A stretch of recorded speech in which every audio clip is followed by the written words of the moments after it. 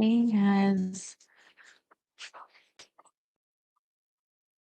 if I look all kinds of haggard, it's because I've had, well, like today's hot, but also it's going to get, for me, cold. And I think for anyone, like in the 50s and at night, 40s is cold. So it's not that today, but today has been in the 80s. But I started by trying to go through like in my garage, because there's not like room for access to the furnace, but I think it might be, for the, you know, HVAC person to look at it.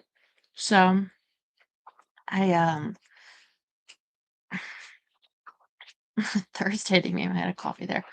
But then I start going through more like paperwork, distract bills, and I start shaking. I did write um to my lawyer something. There, like, so I feel tired. Well, I've been having trouble like sleeping along, with the stress and everything, but I'm so happy to be here. Um it calms me down to focus in this time, and I so enjoy like just shitting all over this man. We're still in time bombs, but this next section is called comparing and presentism. I remember I was saying, I was like, last night we ended it on, um you're one to talk. You're the one that has to compare your happiness to every other happiness. Oh, you're my do you know that Lizzo song? Water Me, Water. I haven't heard it in so long, but you just reminded me of that. It's a beautiful song. I maybe I need to give up all hope of it allowing me to make my thumbnails, at least for the present time, however long that is. No, it's a good song. What else? I actually have not seen any update. Like I watched today a review of Wuthering Heights, which it makes me want to see it even more. I feel like I want to see it. We'll see. Maybe when it comes on TV, or um. And what else did I watch? I started watching like decluttering video while I was cleaning. Oh, I guess there's a new Quentin Tarantino movie that made a premiere during the Super Bowl, like the trailer. Once Upon a Time in Hollywood, like sequel.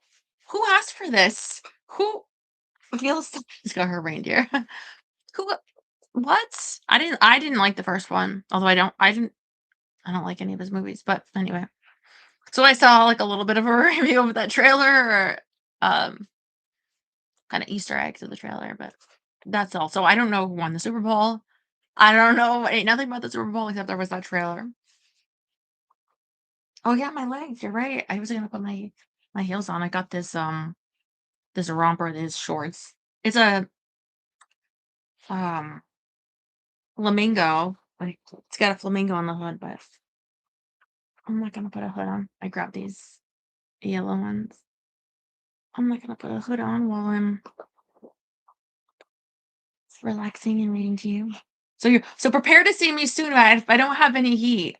With like a hat and a coat. I'll take it out for the reading. I'll get a warm up for that. Um Not these like sheer tights, like some thick tights, pants, if you will. No, we'll see. What we'll see what I'll wear. Maybe a sweater and a skirt. But um, I know you guys are like, oh, you're nervous for it to be cold. We've been cold, Stella. I know, but let's see, John. I miss seeing John. He's been sick.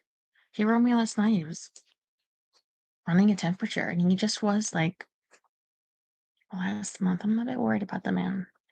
Arthur, we pray for John and anybody who's sick.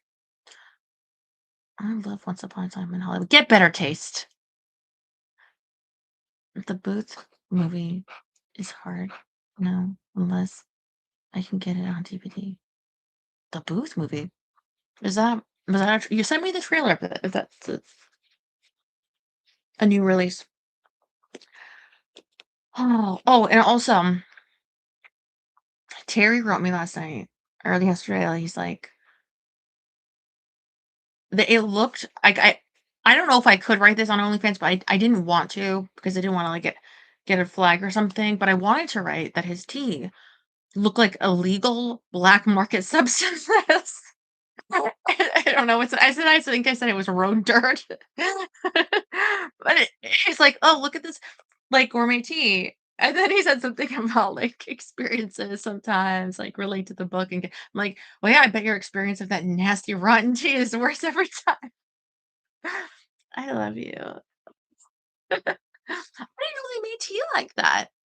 I'm just used to, like, the sleepy time tea, or every once in a while, I'll be honest, I have to, people are asking. Everyone's asking. I take the tea that helps you go to the bathroom, okay?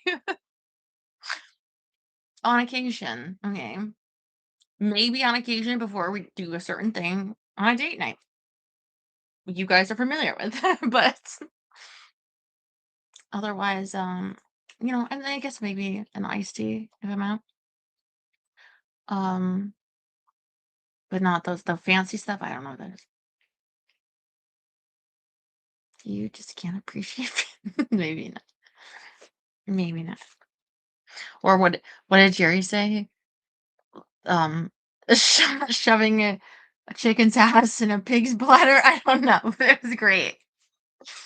Feel like we don't need your musical interlude. We're gonna read. All right. All right. You're in the way. Go on to bed. Let me pull you guys up.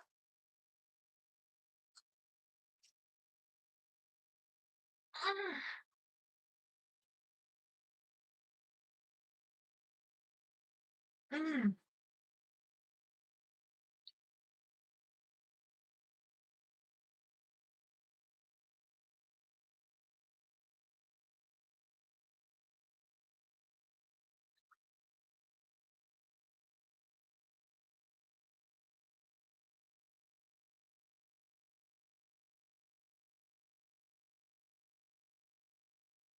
pretty sure I have that Wuthering Heights.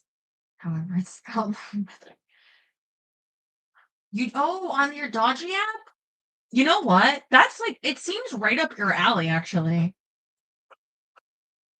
Mm, like a higher budget Lifetime movie. I want to see it. Okay.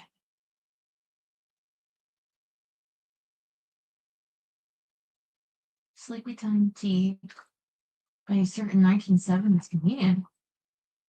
No! No, the Celestial Seasonings. Now, it's like chamomile. Now, let's step back for a moment and ask what all these facts about comparison mean for our ability to imagine future feelings. The facts are these. A, value is determined by the comparison of one thing with another. There is more than one kind of comparison we can make in any given instance. And C, we may value something more highly when we make one kind of comparison than when we make a different kind of comparison. What the hell does that mean? Comparing Fila to a stapler? I don't know. What do you mean? I can't find my stapler, by the way. And I know I have like a nice one. What is it? The swing line, the metal one, the like industrial stapler. Where is it? Anyway, okay. We may value something, or see, we may value something more highly when we make one kind of comparison than when we make a different kind of comparison. These facts suggest that if you want to predict how something will make us feel in the future, be quiet. We'll still get bored of it soon, I think. We must consider the kind of comparison we will be making in the future and not the kind of comparison we happen to be making in the present. I mean, that's true. Everyone thinks of that. It's like, you when you're storing away your winter clothes in the summer, like, why aren't you thinking of, you're thinking of the future, yeah. Although I can be like that and be like, I'm gonna throw away this sweater because I'll never be hot again, or I'll never be cold again. Sorry, when it's really hot. Alas, make comparisons without even thinking about them.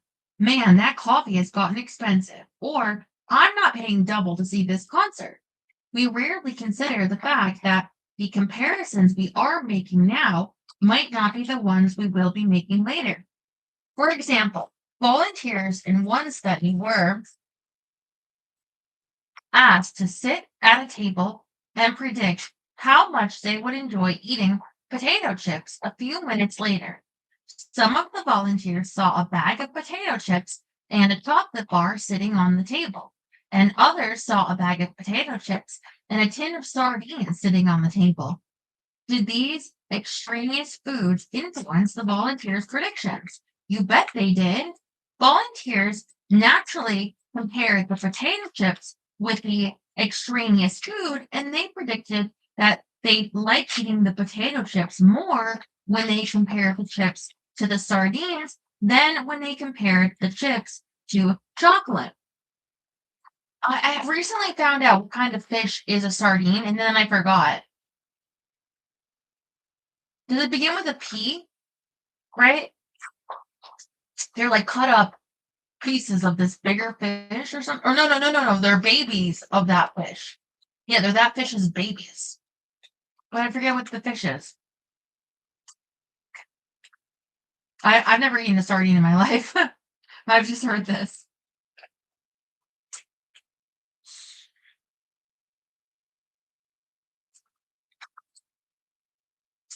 Volunteers, but okay, they were wrong because when volunteers actually ate the potato chips, the sardine tin, and the chocolate bar that were sitting on the table had no influence whatsoever on their enjoyment of the chips. After all, when one has a mouthful of crispy, salty, oily fried potatoes, another food item that just so happens to be sitting there on the table, it's largely irrelevant. Just as the person you might have been making love with is largely irrelevant when you are in the middle of making love with someone else.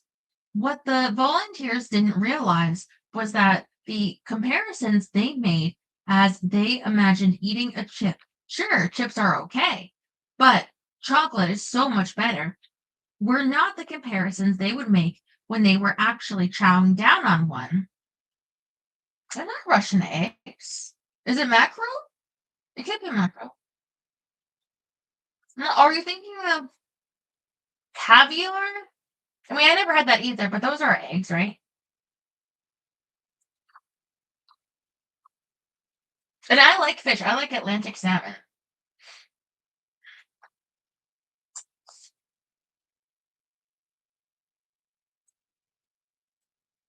If there was like a seafood like buffet, I will be very happy.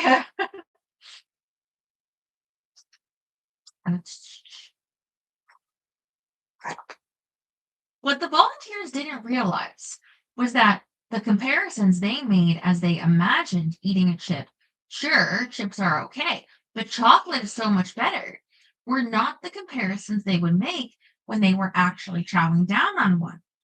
Most of us have had similar experiences. We compare the small, elegant speakers with the huge, boxy speakers. Notice the acoustical difference and buy the hulking leviathans. Alas, the acoustical difference is a difference we never notice again, because when we get the monster speakers home, we do not compare their sound to the sound of some speaker we listened to a week earlier at the store, but we do compare their awful boxiness to the rest of our sleek, elegant, and now spoiled decor. Or we travel to France, meet a couple from boring buddies, because compared with all those French people who hate us when we don't try to speak their language and hate us more when we do, but this guy, this is oddly specific. The hometown couple seems exceptionally warm and interesting. We are delighted to have found these new friends, and we expect to like them just as much in the future as we do today. But when we have them over for dinner a month after returning home, we are surprised to find that our new friends are rather boring and remote compared with our regular friends, and that we actually dislike them enough to qualify for French citizenship. Our mistake was not in touring Paris with a couple of dull homies, but in failing to realize that the comparison we were making in the present, Lisa and Walter are so much nicer than the waiter at Le Grand Colbert, is not the comparison we would be making in the future. Lisa and Walter aren't nearly as nice as Tony and Dan. The same principle explains why we love new things when we buy them and then stop loving them shortly after. What are you talking about? I heard there's like something of I don't know if it's I've heard it. Who said this? It's a dumbass woman, and I think she said it about women toward men, but it might also be vice versa too. But she said that a woman will pick, like, yeah, yeah. She says that a woman will pick the most like mateable guy, like in a group, like or some, like so like she says it's called like summer camp hot. So there can be like a guy that you wouldn't otherwise like, but he's like the hottest at summer camp, and so he's like really hot or whatever. Like I don't believe any of this, by the way, but this is what she said. And maybe it works vice versa. Like a guy will find the most meetable at summer camp, and then after they're not. I don't know, but in a given group of situation. Anyway, so this is why I make extra effort to look this crazy now. I just naturally. I see food all the time. Yeah, come here. Anyway, because after you're out of that environment, then maybe they're like seen different to some people. That's the closest I can come up with his idea that like, oh, if I'm in Paris, comparing the tourists.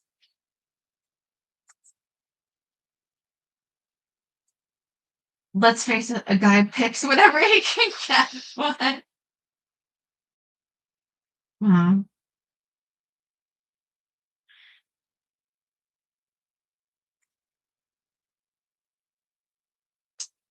Let's see. Let's see where he's going with this.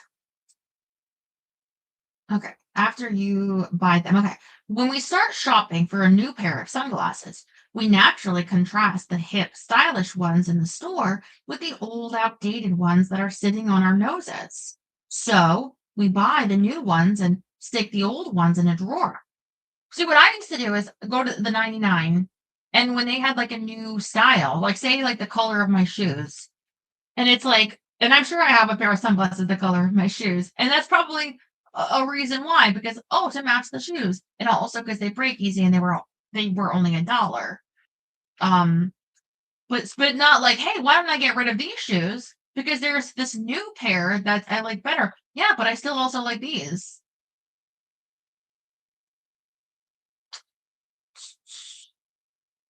So we buy the new ones and stick the old ones in a drawer. But after just a few days of wearing our new sunglasses, we stop comparing them with the old pair, and well, what do you know? The delight that the comparison produced evaporates.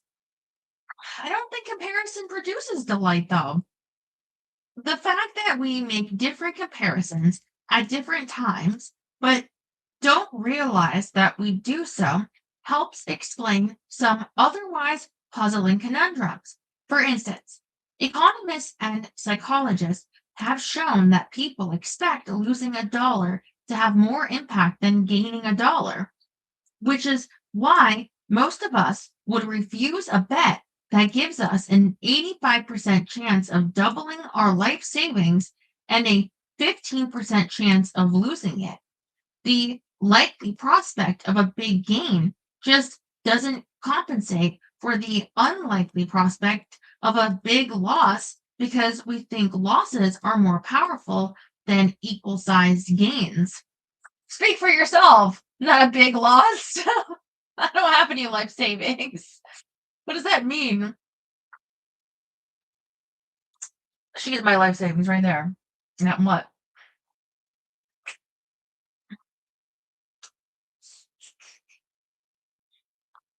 For example, how much is a 1993 Mazda Miata worth? Well, in this year, according to my insurance company, the correct answer this year is about $2,000. But as the owner of a 1993 Mazda Miata, I can guarantee that if you wanted to buy my sweet little car with all of its adorable dents and mischievous rattles for a mere $2,000, you'd have to pry the keys out of my cold dead hands.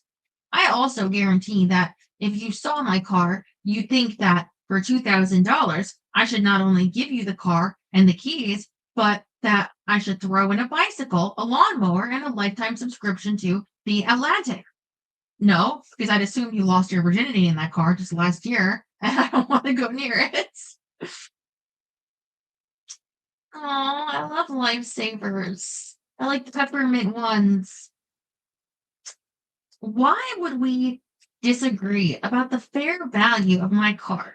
Because you would be thinking about the transaction as a potential gain compared with how I feel now. How happy will I be if I get this car? And I would be thinking about it as a potential loss compared with how I feel now. How happy will I be if I lose this car?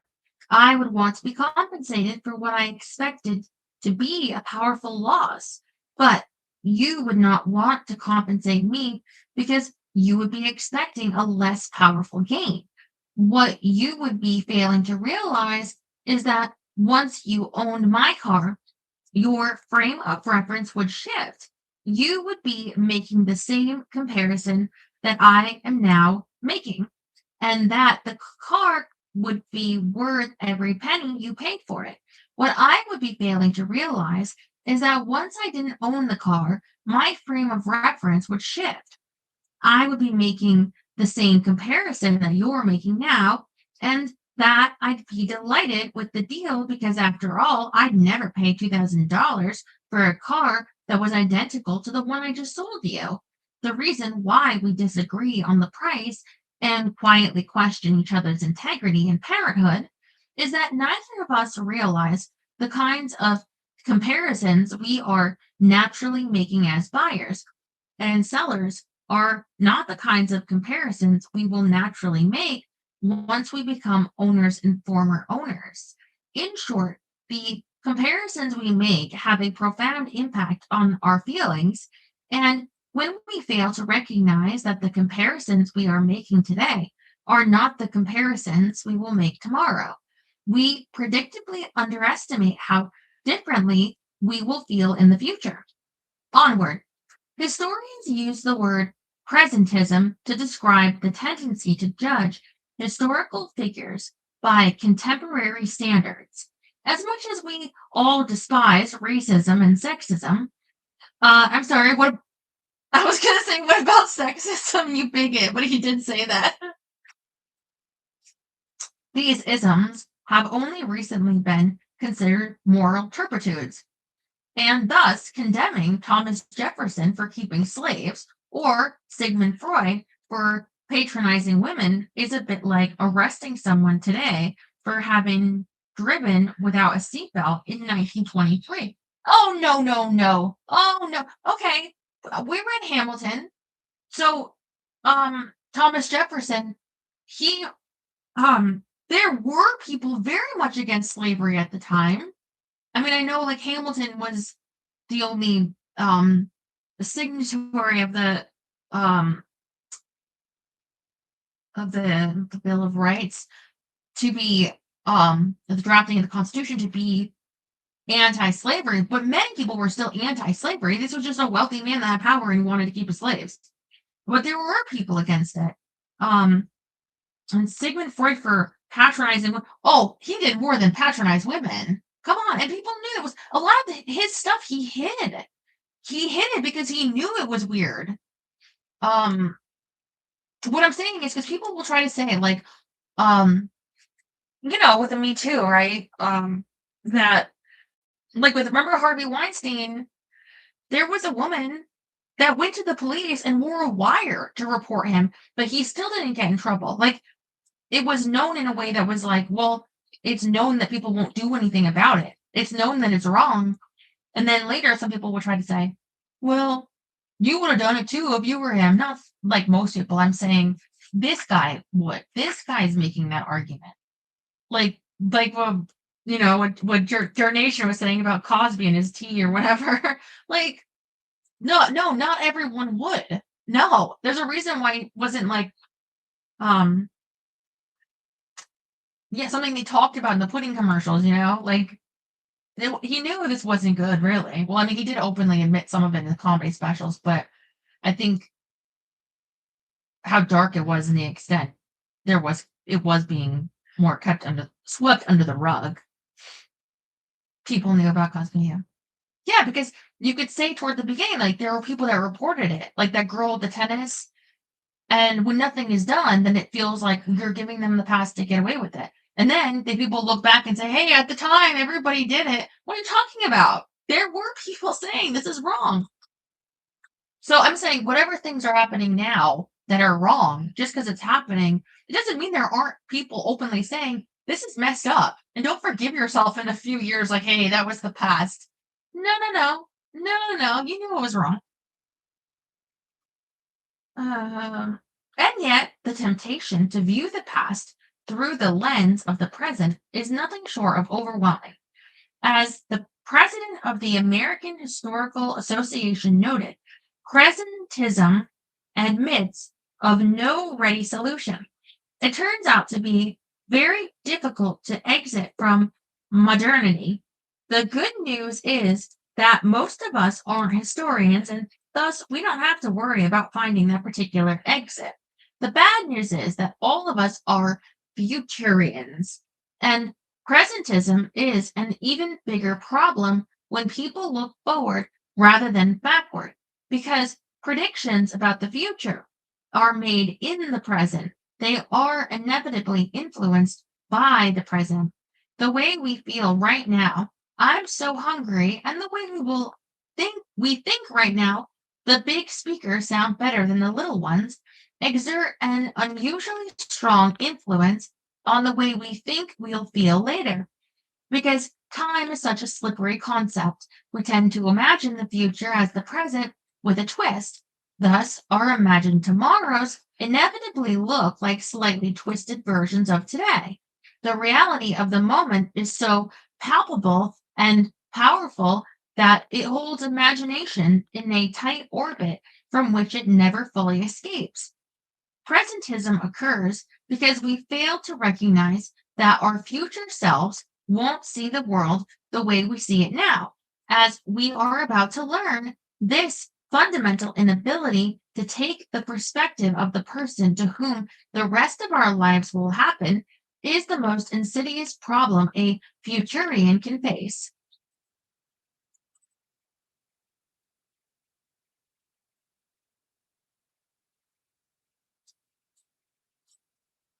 I don't know what he's talking about. Like, I say it like all the time. Like, I'll sometimes I'll be watching a show and it's like, oh, I really hope this gets a second season. I'm not like, well, I'm watching this right now, so it definitely will. Or like, you know, I always say like about her, but I don't look at her and be like, I really love her, so that means she'll be here in 50 years. Like, I don't think that. I'm okay. Part 5, rationalization. Rationalization, the act of causing something to be or to seem reasonable. Chapter 8, Paradise Glossed. For there is nothing either good or bad, but thinking makes it so. Shakespeare, Hamlet, Prince of Denmark. Oh, thank you, Jerry. Thank you for being a member for 10 months. You're very cute yourself. Forget yoga, forget liposuction, and forget those herbal supplements that promise to improve your memory, enhance your mood, reduce your waistline, restore your hairline, prolong your lovemaking, and improve your memory. If you want to be happy and healthy, you should try a new technique that has the power to transform the grumpy, underpaid chump you are now into the deeply fulfilled, enlightened individual you've always hoped to be. If you don't believe me, then just consider the testimony of some folks who've tried it. I'm so much better off physically, financially, mentally, and in almost every other way. JW from Texas. It was a glorious experience. MB from Louisiana. I didn't appreciate others nearly as much as I do now. CR from California. Who are these satisfied customers, and what is the miraculous technique they're all talking about? Jim Wright, former Speaker of the United States House of Representatives, made his remark after committing 69 ethics violations and being forced to resign in disgrace. Maurice Bickham, a former inmate, made his remark upon being released from the Louisiana State Penitentiary, where he'd served 37 years for defending himself against the Ku Klux Klansmen who'd shot him, and Christopher Reeve, the dashing star of Superman, made his remark after an equestrian accident left him paralyzed from the neck down. Unable to breathe without the help of a ventilator, the moral of the story? If you want to be happy, healthy, wealthy, and wise, then skip the vitamin pills and the plastic surgeries and try public humiliation. I have tried it. Just unjust incarceration or quadriplegia instead. Right. Are we really supposed to believe that people uh,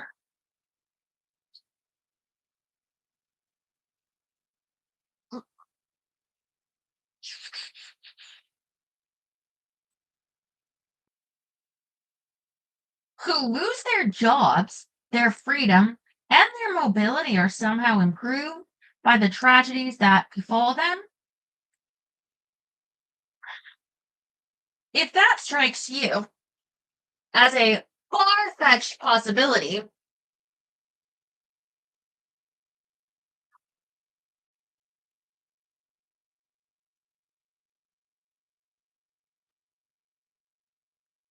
no, it's near fetched.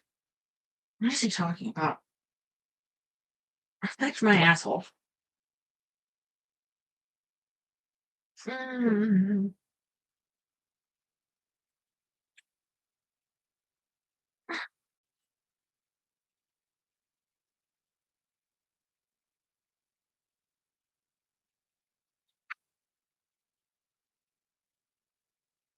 Then you are not alone.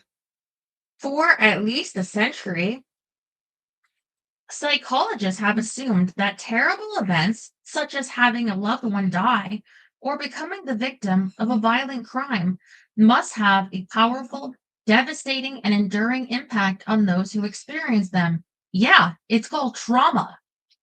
This assumption has been so deeply embedded in our conventional wisdom that people who don't have dire reactions to events such as these are sometimes diagnosed as having a pathological condition known as absent grief. But recent research suggests that the conventional wisdom is wrong, that the absence of grief is quite normal. Oh, God. What are you talking about? Mm. And that rather than being the fragile flowers that a century of psychologists have made us out to be, most people are surprisingly resilient in the face of trauma. The loss of a parent or spouse is usually sad and often tragic, and it would be perverse to suggest otherwise. But the fact is that while most bereaved people are quite sad for a while, very few become chronically depressed, and most experience relatively low levels of relatively short lived distress. Although more than half the people in the United States will experience a trauma, In their lifetimes, only a small fraction will ever develop any post traumatic pathology or require any professional assistance. I don't believe that. Not at all. Or that you'll have develop PTSD, not develop PTSD. Um, as one group of researchers noted, resilience is often the most commonly observed outcome trajectory following exposure to a potentially traumatic event. Indeed, studies of those who survive major traumas suggest that the vast majority do quite well, and that a significant portion claim that their lives were enhanced by the experience. I know, I know. It sounds suspiciously like the title of a country song. But the fact is that most folks do pretty darn good when things go pretty darn bad. Well, I mean, if you want to play around with statistics, then statistics will tell you you're in a really bad spot then if you don't have like other people, social system, like community networks, like, you know what I mean? Like, I can find many statistics that can point in a direction that if you rely on that, um, then any of these people you could find something to point in the direction of it being a failure. So you can't go by just made up statistics. It's like, no, don't worry about it. It'll probably be fine. Like, first of all, not getting help for trauma, it doesn't mean that they're not traumatized. But probably means you're so traumatized that you don't believe that you're going to be helped. If resilience is all around us, then why are statistics such as these so surprising? Why do most of us find it difficult to believe that we could ever consider a lifetime behind bars to be a glorious experience, or come to see paralysis as a unique opportunity that gave a new direction to our lives? Why do most of us shake our heads in disbelief when an athlete who has been through several grueling years of chemotherapy tells us, I wouldn't change anything? Or when a musician who has become permanently disabled says, if I had to do it all over again, I would want it to happen the same way. Or when quadriplegics and paraplegics tell us that they are pretty much as happy as everyone else. The claims made by people who have experienced events such as these seem frankly outlandish to those of us who are merely imagining those events. And yet, who are we to argue with the folks who've actually been there? Oh, thank you, Terry and Jerry.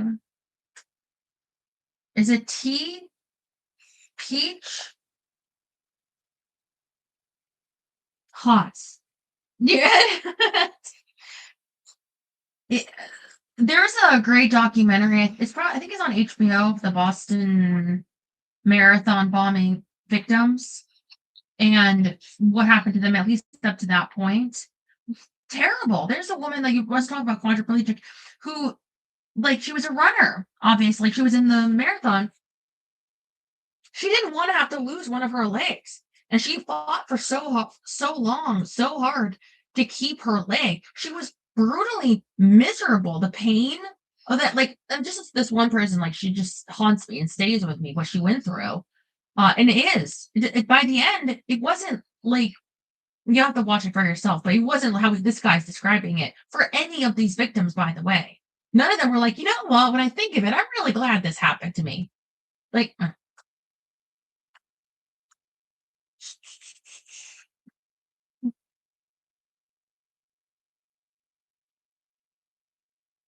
the fact is that negative events do affect us, but they generally don't affect us as much or for as long as we expect them to.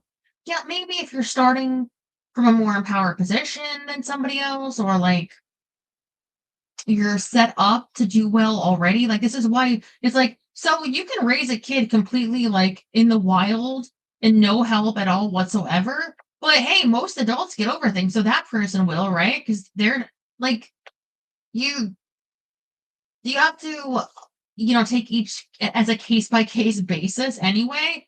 And a lot of it, what he's saying is just crap. Like, he's clearly referring to Lance Armstrong, which maybe by the time of this writing, although no, I think you knew at that point that he was a complete fraud. And saying like, oh, he wouldn't change anything. Of course, you'd say that publicly. Try to make a spin on it.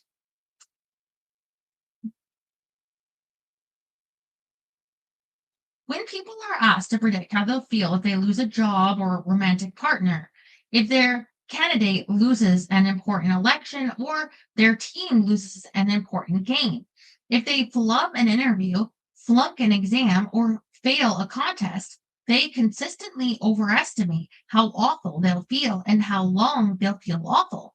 Able bodied people are willing to pay far more to avoid becoming disabled than disabled people are willing to pay to become able bodied again because able bodied people underestimate how happy disabled people are. As one group of researchers noted, chronically ill and disabled patients generally rate the value of their lives in a given health state more highly than do hypothetical patients who are imagining themselves to be in such states. Indeed, healthy people imagine that 83 states of illness would be worse than death, and yet people who are actually in those states rarely take their own lives. If negative events don't hit us as hard as we expect them to, then why do we expect them to? If heartbreaks and calamities can be blessings in disguise, then why are their disguises so convincing? The answer is that the human mind tends to exploit ambiguity. And if that phrase seems ambiguous to you, then just keep reading and let me exploit it. Stop annoying people. Never. The only thing more difficult than finding a needle in a haystack is finding a needle in a needle stack. When an object is surrounded by similar objects, it naturally blends in. And when it is surrounded by dissimilar objects, it naturally stands out. Look at figure 16. All right, it's like a bunch of numbers on top and letters on the bottom. If you had a stopwatch that counted milliseconds, you'd find that you can locate the letter O in the array on the top where it is surrounded by numbers a bit more quickly than you can locate it in the array on the bottom where it is surrounded by other letters.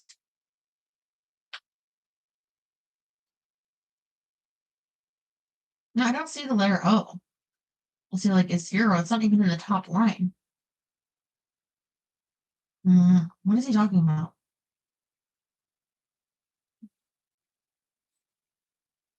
And that makes sense because it is harder to find a letter among letters than a letter among numbers. And yet, had I asked you to look for zero instead of the letter O, you would have been a bit faster to find it in the array at the bottom than in the array at the top.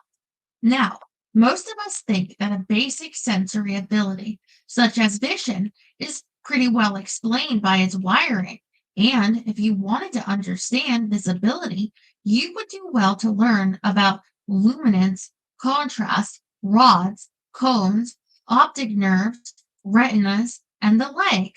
But once you knew everything there was to know about the physical properties of the arrays shown in figure 16, and everything there was to know about the anatomy of the human eye, you would still not be able to explain why a person can find the circle more quickly in one case than in the other, unless you also knew what that person thought the circle meant.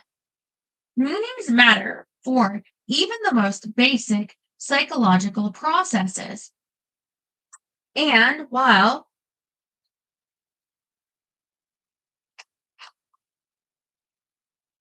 this may seem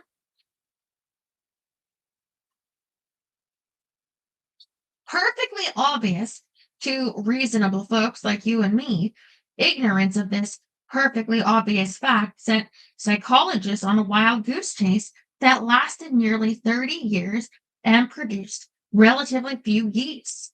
For much of the last half of the 20th century, experimental psychologists timed rats as they ran mazes and observed pigeons as they pecked keys because they believed that the best way to understand behavior was to map the relation between a stimulus and an organism's response to that stimulus. By carefully measuring what an organism did when it was presented with a physical stimulus, such as a light, a sound, or a piece of food, psychologists hoped to develop a science that linked observable stimuli to observable behavior without using vague and squishy concepts such as meaning to connect them. Alas, this simple minded project was doomed from the start because while rats and pigeons may respond to stimuli as they are presented in the world, people respond to stimuli as they are represented in the mind. Objective stimuli in the world create subjective stimuli in the mind, and it is these subjective stimuli to which people react. For instance, the middle letters in the two words in figure 17 are physically identical stimuli. I promise I cut and pasted them myself, and yet most English speakers respond to them differently, see them differently, pronounce them differently, remember them differently, because one represents the letter H and the other represents the letter A. Indeed, it would be more appropriate to say that one is the letter H and the other is the letter A because the identity of the inky squiggle has less to do with how it is objectively constructed and more to do with how we subjectively interpret it. Two vertical lines with a crossbar mean one thing when flanked by T and E, and they mean another thing when flanked by C and T. And one of the many things that distinguishes us from rats and pigeons is that we respond to meanings of such stimuli and not to the stimuli themselves. That's why my father can get away with calling me Doodlebug and you can't. Okay, Doodlebug. Disambiguating objects. Most stimuli are ambiguous. That is, they can mean more than one thing. And the interesting question is how we disambiguate them. That is, how we know which of a stimulus's many meanings to infer on a particular occasion. Research shows that context, frequency, and recency are especially important in this regard. Consider context. The word bank has two meanings in English: a place where money is kept and the land on either side of a river.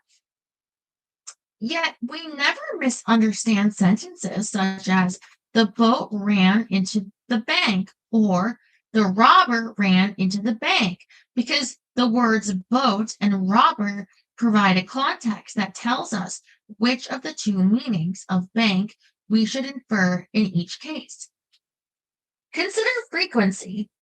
Our past encounters with a stimulus provide information about which of its meanings we should embrace.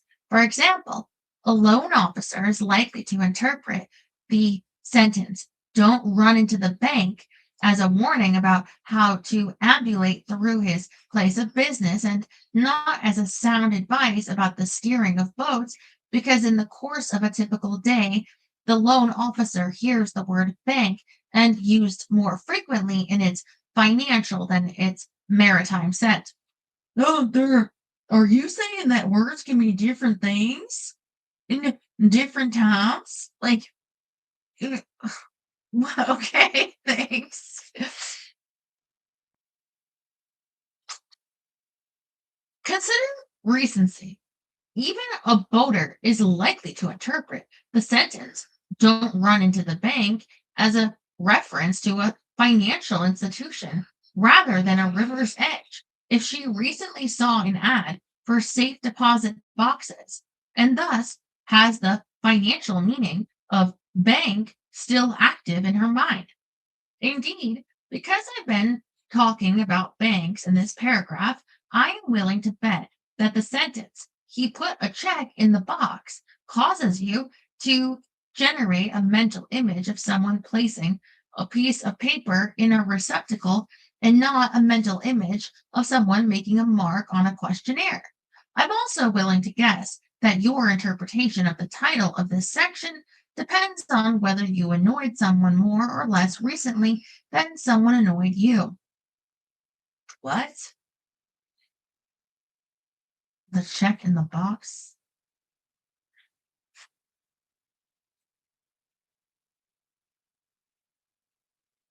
I was just thinking, it's like, yeah, if someone said that's dope, you might think, wow, they use really weird slang to like compliment me. But if you got like drugs and they're a cop, then they're probably talking about, hey, so you're breaking the law. But anyway, I wanted to tell you that I learned last night with freebasing it. There was a video on YouTube. I don't know why it came up, but it was like celebrity overdoses explained. YouTube recommended it to me on my phone while I was cleaning around, um, hanging out with Fila late at night, and this was having to do with Whitney Houston and her like crack is whack.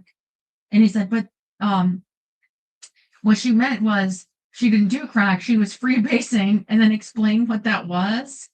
And I guess maybe I have an interest considering I had to search my car for drugs the other day. Not pleasant. I didn't find anything, but I had to check, and that's interesting. Unlike rats and pigeons, then we respond to meanings and context, frequency, and recency. The algorithm doing its job. You watched it, right?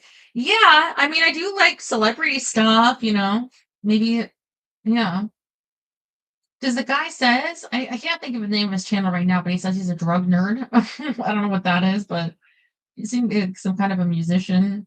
I don't know. I just watched it. He's talking about Elvis, Whitney, Amy Winehouse, Mac Miller. Am I missing someone? Elvis, Whitney. I don't know. He said he might do another one in the future, but it was interesting. Like how it happened with the overdosing, but whatever. Yeah, so Whitney apparently drowned or had a heart thing and then drowned. Not pleasant.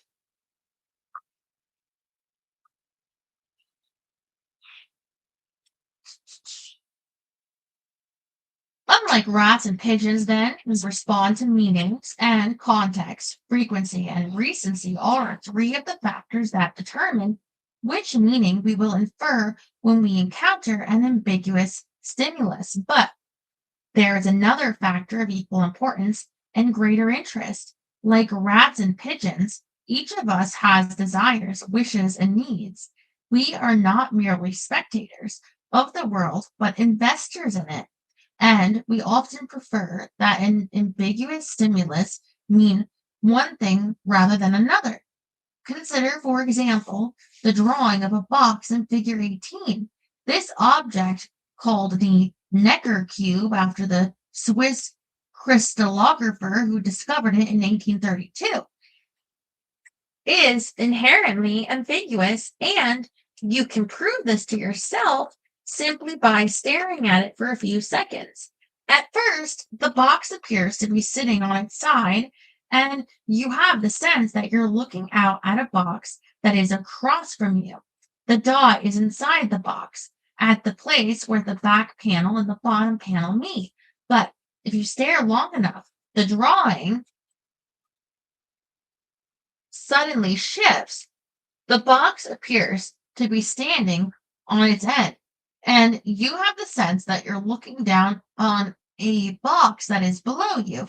The dot is now perched on the upper right corner of the box because this drawing has two equally meaningful interpretations. Your brain merely switches back and forth between them, keeping you mildly entertained until you eventually get dizzy and fall down. But what if one of these meanings were better than the other? That is, what if you preferred one of the interpretations of this object? Experiments show that when subjects are rewarded for seeing the box across from them or below them, the orientation for which they were rewarded starts popping out more often, and their brains hold on to that interpretation without switching. In other words, when your brain is at liberty to interpret a stimulus in more than one way, it tends to interpret it the way it wants to, which is to say that your preferences influence your interpretations of stimuli in just the same way that context, frequency, and recency do. This phenomenon is not limited to the interpretation of weird drawings. For example, why is it that you think of yourself as a talented person? Come on, give it up. You know you do. To answer this question, researchers asked some volunteers to write down their definition of talented and then to estimate their talent using that definition as a guide. Next, some other volunteers, non definers, were given the definitions that the first group had written down and were asked to estimate their own talent using those definitions as a guide. Interestingly, the definers rated themselves as more talented than the non definers did because definers were given the liberty to define the word talented any way they wished. They defined it exactly the way they wished, namely, in terms of some activity at which they just so happen to excel. I think talent usually refers to exceptional artistic achievement. Like, for example, this painting I just finished, or talent means an ability you're born with, such as being much stronger than other people. Shall I put you down now? Definers were able to set the standards for talent, and not coincidentally, they were more likely to meet the standards they set. One of the reasons why most of us think of ourselves as talented, friendly, wise, and fair minded is that these words are the lexical equivalents of a Necker cube, and the human mind naturally exploits each word's ambiguity for its own gratification. Disambiguating experience. Of course, the richest sources of exploitable ambiguity are not words, sentences, shapes, but the intricate, variegated, multidimensional experiences of which every human life is a collage. If a Necker cube has two possible interpretations and talent has 14 possible interpretations, then leaving home or falling ill or getting a job with the US Postal Service has hundreds or thousands of possible interpretations. The things that happen to us, getting married, raising a child, finding a job, resigning from Congress, going to prison, becoming paralyzed, are much more complex than an inky squiggle or a colored cube. And that complexity creates loads of ambiguity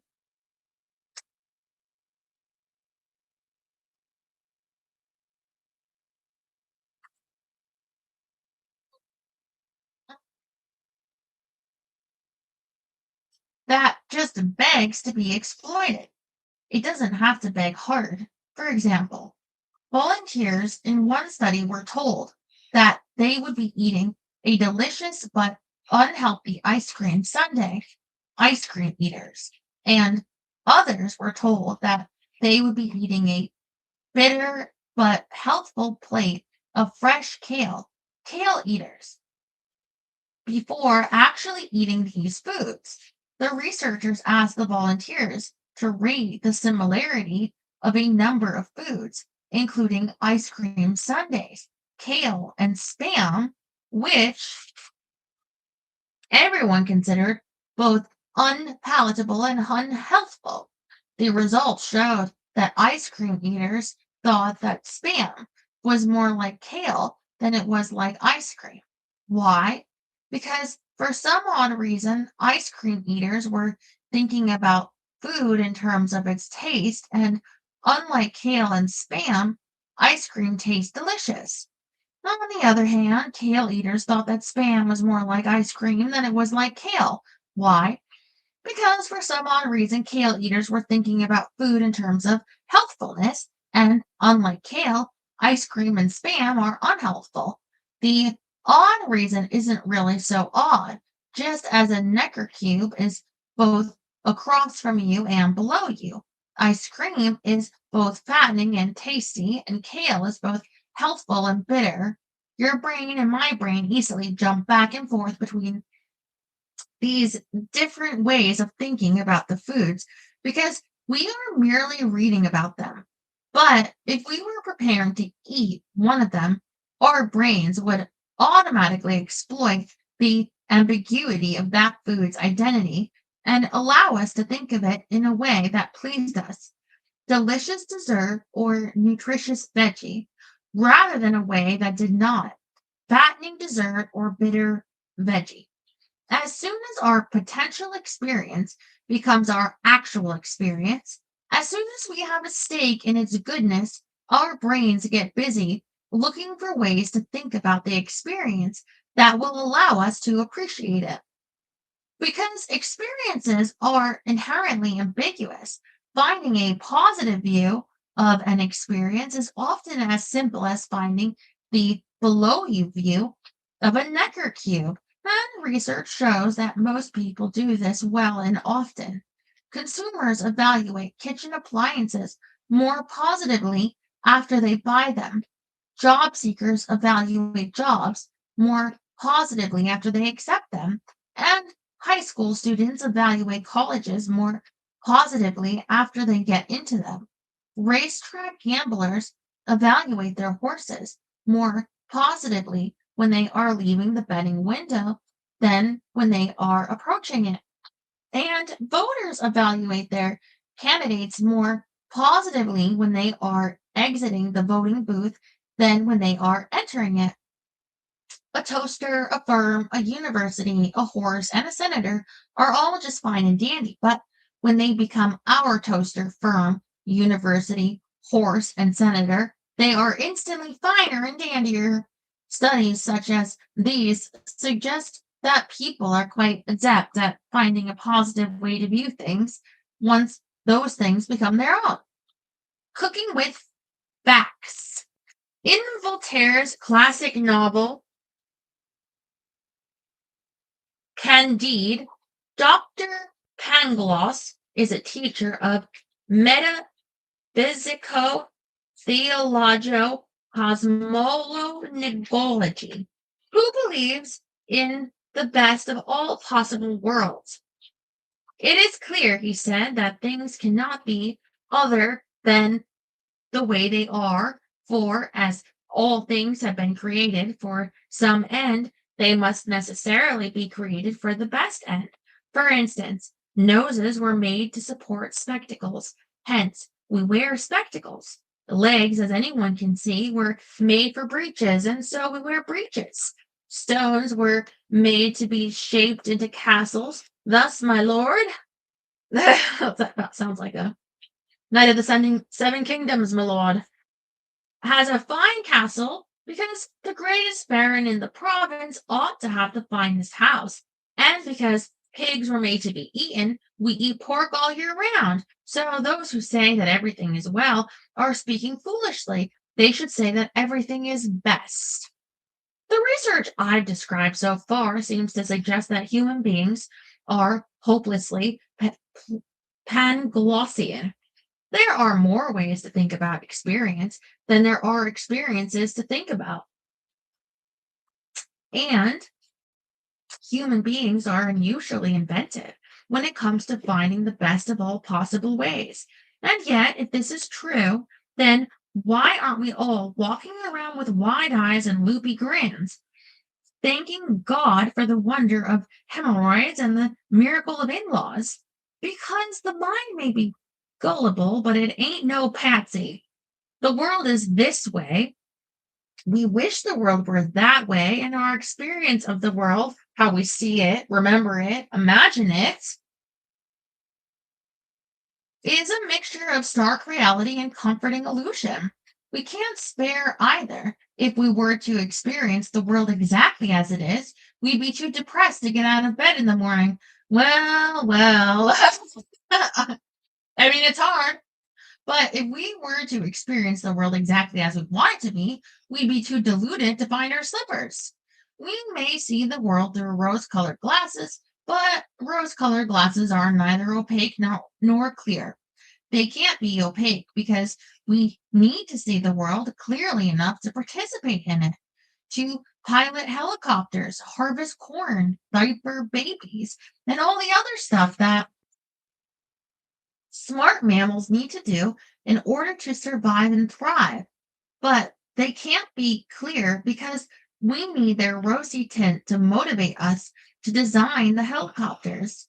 I'm sure this thing will fly, plant the corn. This year will be a banner crop and tolerate the babies. What a bundle of joy, reality, and we cannot do without illusion. Each serves a purpose, each imposes a limit on the influence of the other. And our experience of the world is the artful compromise that these tough competitors negotiate. Rather than thinking of people as hopelessly Panglossian, then we might think of them as having a psychological immune system that defends the mind against unhappiness in much the same way that the physical immune system defends the body against illness. This metaphor is unusually appropriate. For example, the physical immune system must strike a balance between two competing needs: the need to recognize and destroy foreign invaders, such as viruses and bacteria, and the need to recognize and respect the body's own cells. If the physical immune system is hypoactive, it fails to defend the body against the micro predators, and we are stricken with infections. But if the physical immune system is hyperactive, it mistakenly defends the body against itself, and we are stricken with autoimmune disease. A healthy physical immune system must balance its competing needs and find a way to defend us well, but not too well. And analogously, when we face the pain of rejection, loss, misfortune, and failure, the psychological immune system must not defend us too well. I'm perfect and everyone is against me, and must not fail to defend us well enough. I'm a loser and I ought to be dead. A healthy psychological immune system strikes a balance that allows us to feel good enough to cope with our situation, but bad enough to do something about it. Yeah, that was a lousy performance and I feel crummy about it, but I've got enough confidence to give it a second shot. We need to be defended, not defenseless or defensive, and thus our minds naturally look for the best view of things while simultaneously insisting that those views stick reasonably closely to the facts. That's why people seek opportunities to think about themselves in positive ways, but routinely reject opportunities to think about themselves in unrealistically positive ways. For example, college students request new dorm assignments when their current roommates do not think well of them, but they also request new dorm assignments when their current roommates think too well of them. No one likes to feel that they are being duped, even when the duping is a pleasure.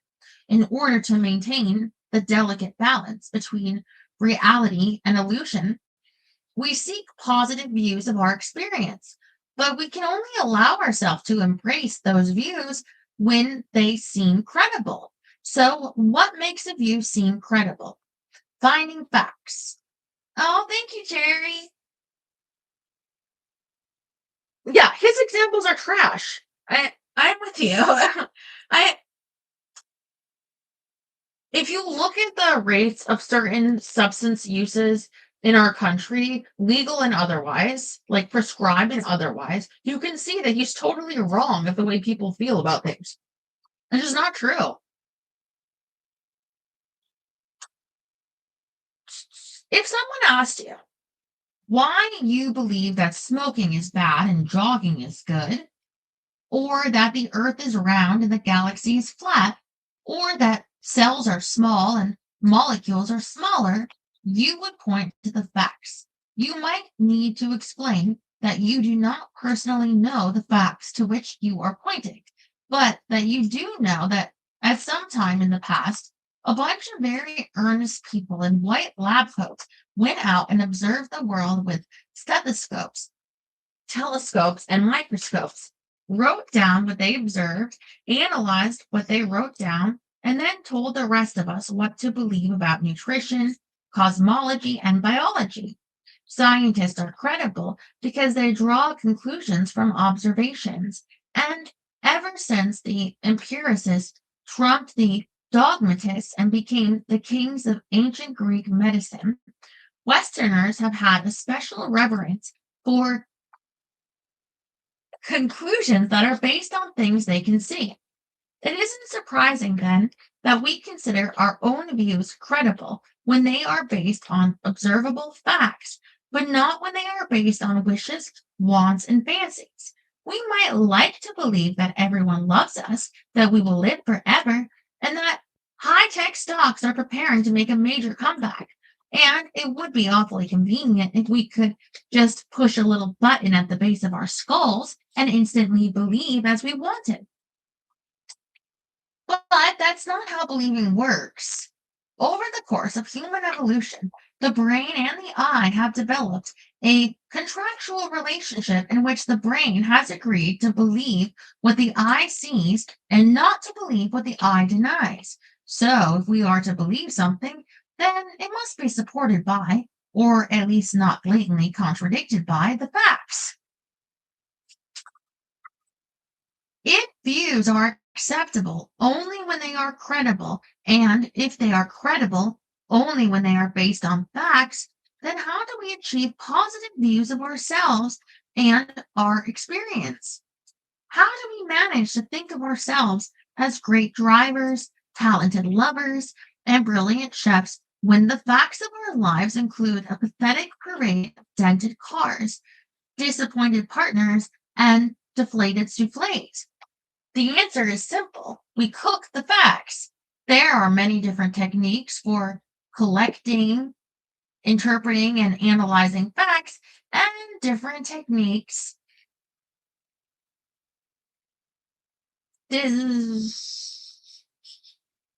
for techniques often lead to different conclusions, which is why scientists disagree about the dangers of global warming, the benefits of supply side economics, and the wisdom of low carbohydrate diets. Good scientists deal with this complication by choosing the techniques they consider most appropriate and then accepting the conclusions that these techniques produce, regardless of what those conclusions might be. But bad scientists take advantage of this complication by choosing techniques that are especially likely to produce the conclusions they favor, thus allowing them to reach favored conclusions by way of supportive facts. Decades of research suggest that when it comes to collecting and analyzing facts about ourselves and our experiences, most of us have the equivalent of an advanced degree in really bad science. Consider, for instance, the problem of sampling, because scientists cannot observe every bacterium, comet, pigeon, or person. They study small samples that are drawn from these populations. A fundamental rule of good science and common sense is that this sample must be drawn from all parts of the population if it is to tell us about that population. There's really no point in conducting an opinion poll if you're only going to call registered Republicans from Orange County or the executive membership of anarchists against organizations, including this one. And yet, that's pretty much what we do when seeking facts that bear on our favorite conclusions. For example, when volunteers in one study were told that they've scored poorly on an intelligence test and were then given an opportunity to peruse newspaper articles about IQ tests, they spent more time reading articles that questioned the validity of such tests than articles that sanctioned them. When volunteers in another study were given a glowing evaluation by a supervisor, they were more interested in reading background information that praised the supervisor's competence and acumen than background information that impeached it. By controlling the sample of information to which they were exposed, these people indirectly controlled the conclusions they would draw. You've probably done this yourself. For instance, if you've ever purchased a new automobile, you may have noticed that soon after you made the decision to buy a Honda instead of the Toyota, you began lingering over the Honda advertisements in the weekly news magazine and skimming quickly past ads for the competition. If a friend had noticed this and asked you about it, you would probably have explained that you were simply more interested in learning about the car you'd chosen than about the car you didn't. But learning is an odd choice of words here because that word usually refers to the balanced acquisition of knowledge. And the kind of learning one does by reading only Honda ads is more than a little lopsided. Ads containing facts about the advantages of the products they describe and not about the disadvantages. And thus, your quest for new knowledge would have the interesting side benefit of ensuring that you would be marinated in those facts, and only those facts that confirm the wisdom of your decision. Oh, thank you, Jerry. Again.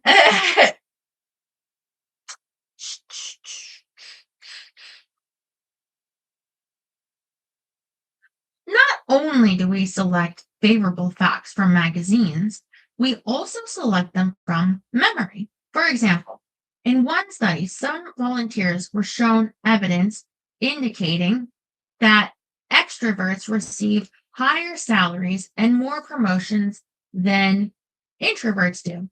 Successful extrovert group and other volunteers were shown evidence indicating the opposite. Successful introvert group.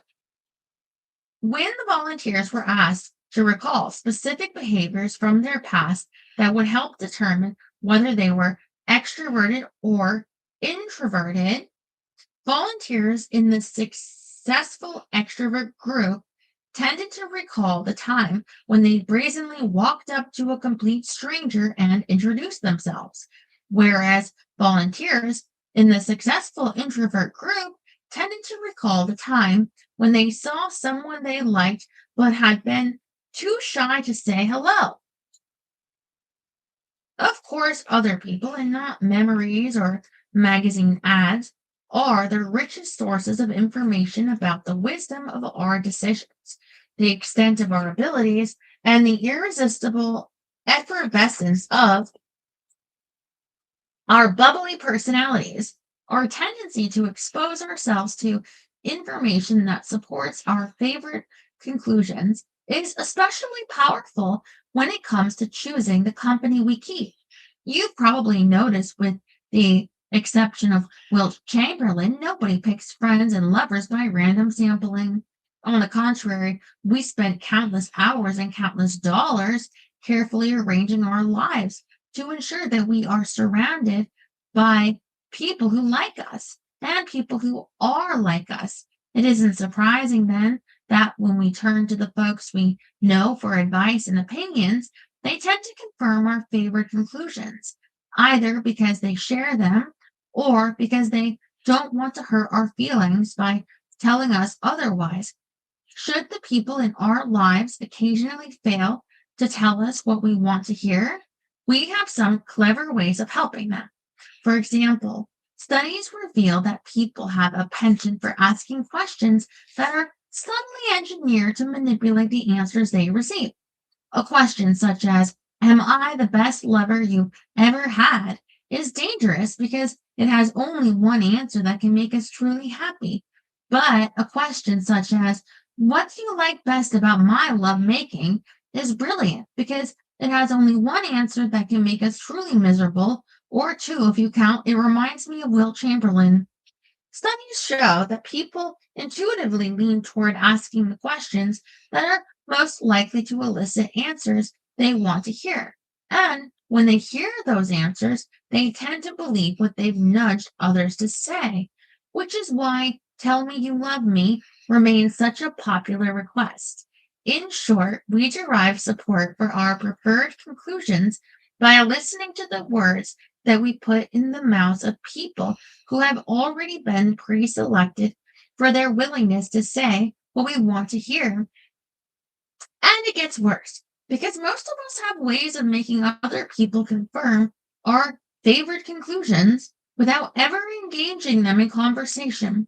Consider this: to be a great driver, lover, or chef, we don't need to be able to parallel park while blindfolded, make 10,000 maidens swoon with a single pucker, or create a pate filete so intoxicating that the entire population of France instantly abandons its national cuisine and swears allegiance to our kitchen. Rather, we simply need to park, kiss, and bake better than most other folks do. How do we know how well most other folks do? Why, we look around, of course, but in order to make sure that we see what we want to see, we look around selectively. For example, volunteers in one study took a test that ostensibly measured their social sensitivity and were then told that they had flunked the majority of the questions. When these volunteers were then given an opportunity to look over the test results of other people who had performed better or worse than they had, they ignored the tests of the people who had done better and instead spent their time looking over the tests of the people who had done worse. Getting a C minus isn't so bad if one compares oneself exclusively to those who got a D. This tendency to seek information about those who have done more poorly than we have is especially pronounced when the stakes are high. People with life threatening illnesses, such as cancer, are particularly likely to compare themselves with those who are in worse shape, which explains why 96% of the cancer patients in one study claim to be in better health than the average cancer patient. And if we can't find people who are doing more poorly than we are, we may go out and create them. Volunteers in one study took a test and were then given the opportunity to provide hints that would either help or hinder a friend's performance on the same test. Although volunteers helped their friends when the test was described as a game, they actively hindered their friends when the test was described as an important measure of intellectual ability. Apparently, when our friends do not have the good taste to come in last so that we can enjoy the good taste of coming in first, we give them a friendly push in the appropriate direction. Once we've successfully sabotaged their performances and ensured their failure, they become the perfect standard for comparison. The bottom line is this: the brain and the eye may have a contractual relationship in which the brain has agreed to believe what the eye sees, but in return, the eye has agreed to look for what the brain wants. Whether by choosing information or informants, our ability to cook the facts that we encounter helps us establish views that are both positive and credible. Of course, if you've ever discussed a football game, a political debate, or the 6 o'clock newscast with someone, not hard to park better than most. Bragging. From the other side of the aisle, you've already discovered that even when people do encounter facts that disconfirm their favored conclusions, they have a knack for ignoring them, forgetting them, or seeing them differently than the rest of us do. When Dartmouth and Princeton students see the same football game, both sets of students claim that the facts clearly show that the other school's team was responsible for the unsportsmanlike conduct. When Democrats and Republicans see the same presidential debate on television, both sets of viewers claim that the facts clearly show that their candidate was the winner. When pro Israeli and pro Arab viewers see identical examples of Middle East news coverage, both proponents claim that the facts clearly show that the press was biased against their side. Alas, the only thing these facts clearly show is that people tend to see what they want to see. Well, I mean, though there can be bias, though. Like the news can have bias. It's possible. I mean, anything can be biased.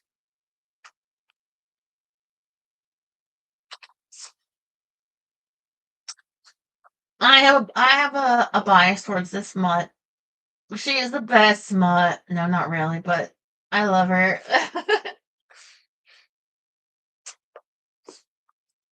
Inevitably, however, there will be times when the unkind facts are just too obvious to set aside. When our team's defensive tackle is caught wearing brass knuckles, or when our candidate confesses to embezzlement on national television. Thank you. No bias. I'm your bias and you know it.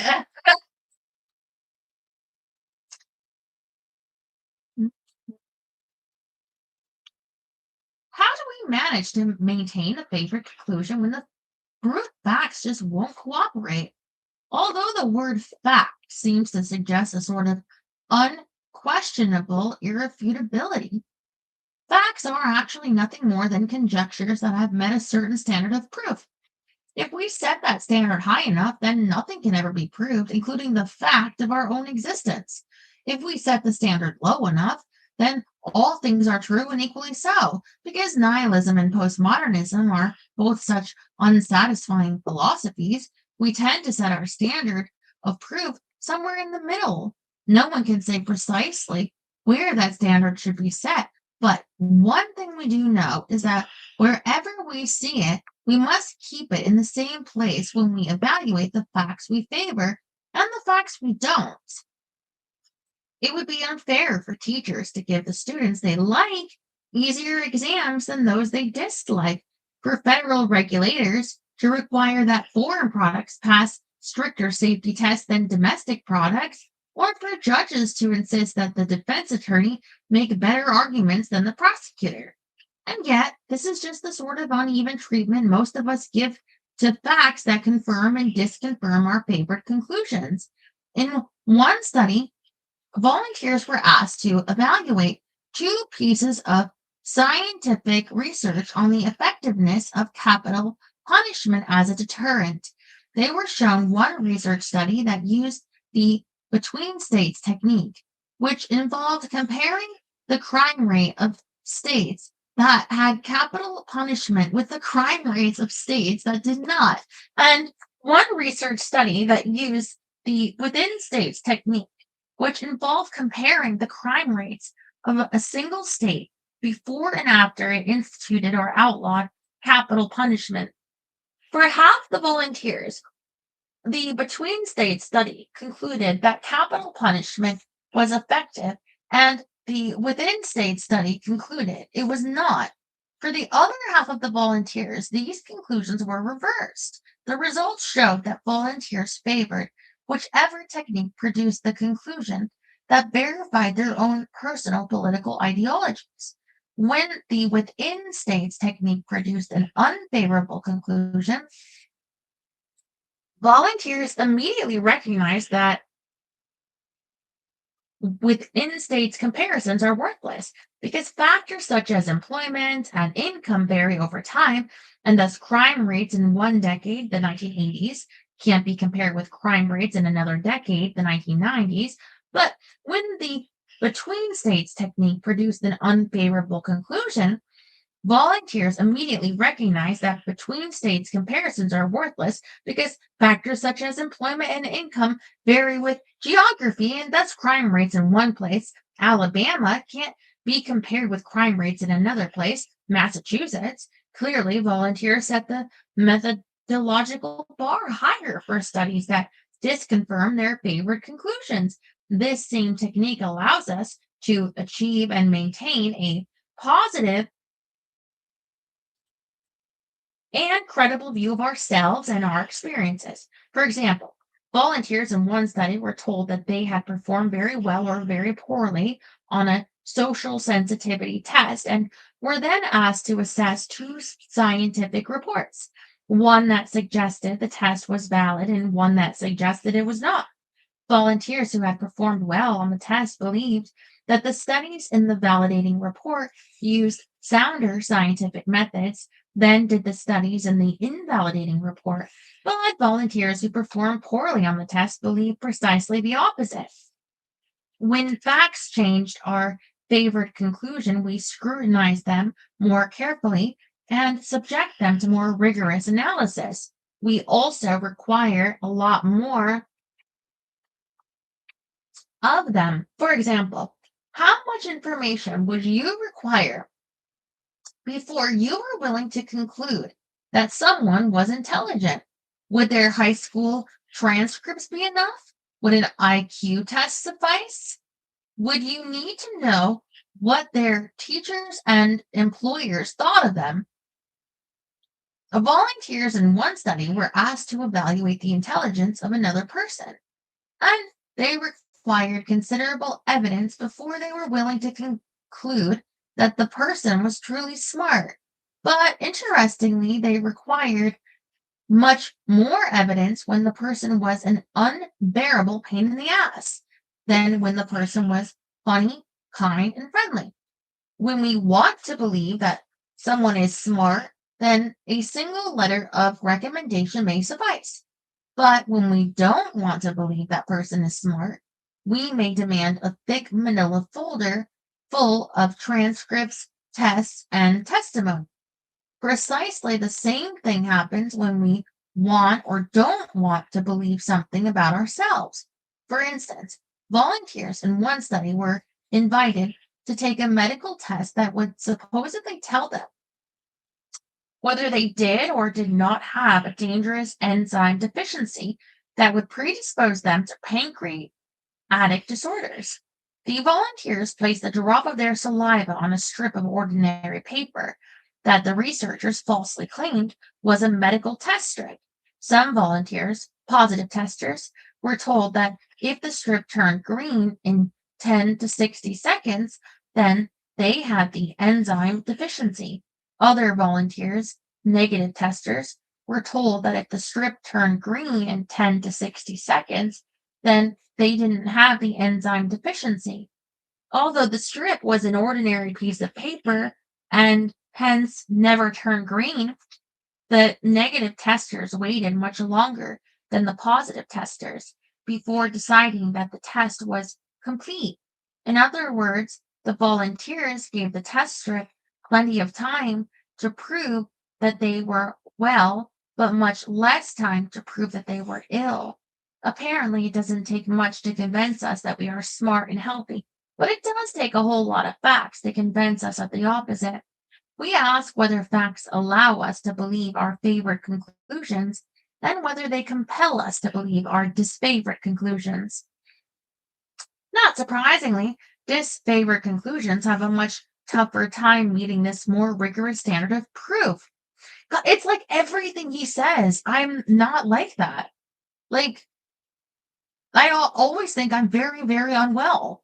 Like, I don't know what they're talking about. I always assume I have every form of cancer. Onward. In July 2004, the City Council of Monza, Italy, took the unusual step of banning goldfish bowls. They reasoned that goldfish should be kept in rectangular aquariums and not in round bowls because a fish kept in a bowl has a distorted view of reality and suffers because of this. No mention was made of the bland diet, the noisy pump, or the silly plastic castles. No, the problem was that round bowls deformed the visual experience of their inhabitants, and goldfish have the fundamental right to see the world as it really is. The good Counselors of Monza did not suggest that human beings should enjoy the same right, perhaps because they knew that our distorted views of reality are not so easily dispelled, or perhaps because they understood that we suffer less with them than we would without them.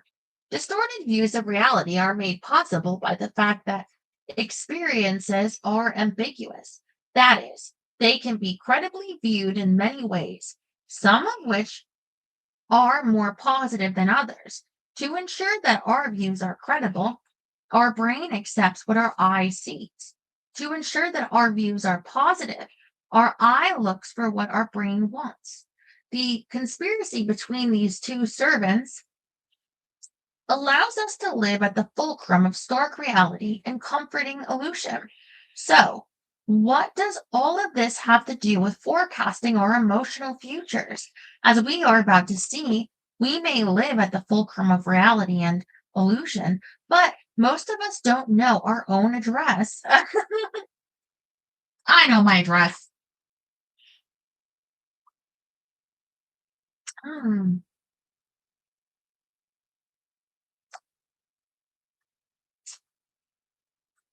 All right. I think I'll do chapter 9 tomorrow. Ugh, it's been quite a long day. We did get through a lot. Mm, I feel like sore. I don't know how I'm gonna get that garage clean enough for somebody to get in there. I gotta get a path to the side door, I think. And I'm worried because I hurt my leg here. No, you can't really see through this. Well, I can feel it. I get bumps and scratches so easily. Um, like I get afraid of, getting more. Um, and well, become quite ugly. But yet I still have to, you know, get someone in the garage so they can get some heat on if it gets cold.